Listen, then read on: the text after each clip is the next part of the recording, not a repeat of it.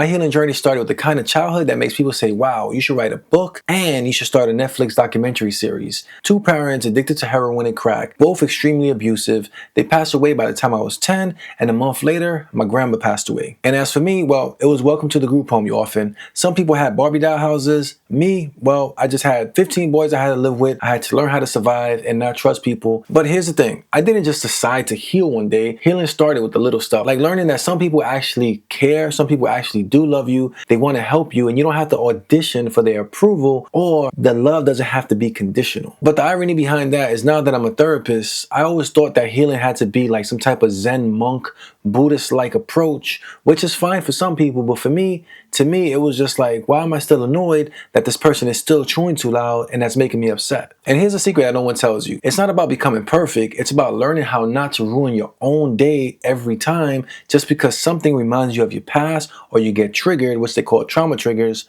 or an emotional flashback. And you might think, what the hell is emotional flashback? Just think about it as something from your past that reminds you of a time where you were helpless, that makes you feel that same exact way. You don't really have any particular reason for that feeling right then and there. As for me, humor personally saved my life. It's the little times that I showed up to therapy and I can smile with the therapist, and the therapist can crack a joke and say, hey Joe, I know you're just using humor as a cover up for your trauma. And I'm like, damn it, lady, why do you know that? But she knew that because she knew that my trauma was real and it was deep, and it came from a very complex place. And within that relationship, healing gave me the ability to laugh, not at obscurity and make fun of it and dismiss it in any way, but it gave me the power to say, wow, here I am in this therapist room, conjuring up some of the most traumatic things you can say, but somehow this resiliency is transforming to humor, and the humor is resilient.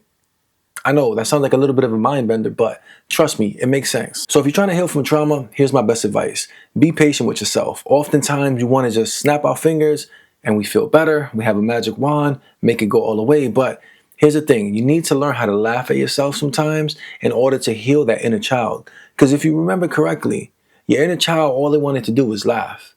Your inner child wasn't saying, just get over it, because most kids don't operate like that. They live in the moment, they like to laugh, and they like to play. And the most important thing about it is not to try to erase anything that happened in the past, but it's to build a good foundation so your past can be compartmentalized into this nice box that it doesn't impact your everyday future or your everyday life. Another thing that really helped me personally, and a lot of the clients that I work with, is exercising. And you might think, well, exercising, how is that going to help me?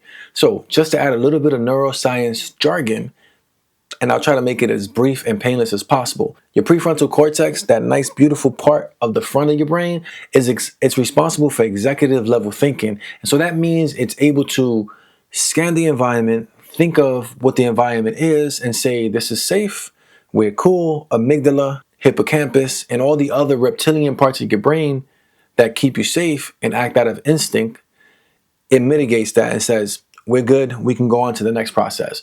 When you experience trauma though, the prefrontal cortex takes a back seat to your limbic part of your brain, the primitive side of your brain. And so the danger side of your brain is always on, ready to scan for danger, when you're just sitting in bed watching Netflix, and there's no really need to be in that kind of mode. But with time and exercising in particularly, it puts that prefrontal cortex, also known as being in the zone, into the front again, and then that reptilian brain, or the monkey brain, animal brain, whatever you want to call it, back to its place, and it goes, okay, we're doing something stressful, but it feels good. It's releasing dopamines, epinephrine, adrenaline, endorphins, all the good stuff that we like to feel. And it's telling my brain that we're safe. So with time, you got to be patient with yourself. You got to have compassion, and you got to have the self-belief that you can change, because I'm living proof. I come from the bottom of the barrel as an orphan with no help, homeless many times in my life, no family, and I made it out. And I'm not saying because I made it, you can make it, because everyone's different, but it's just to inspire and give hope. And just know that you don't have to be your past and which you came from. You can rewrite the future and your present and how you want to make it. Anyway, guys, if you appreciate it, let me know. Leave that like, leave that subscription, and I will catch you next time.